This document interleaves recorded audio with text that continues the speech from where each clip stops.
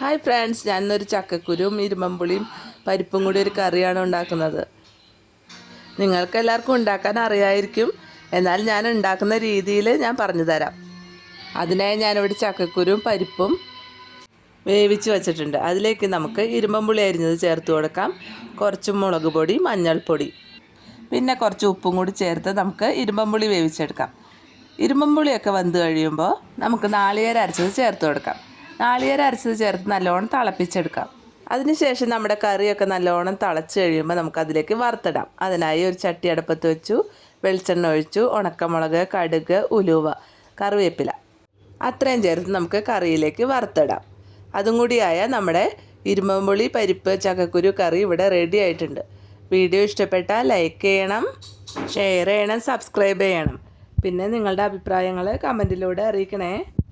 thank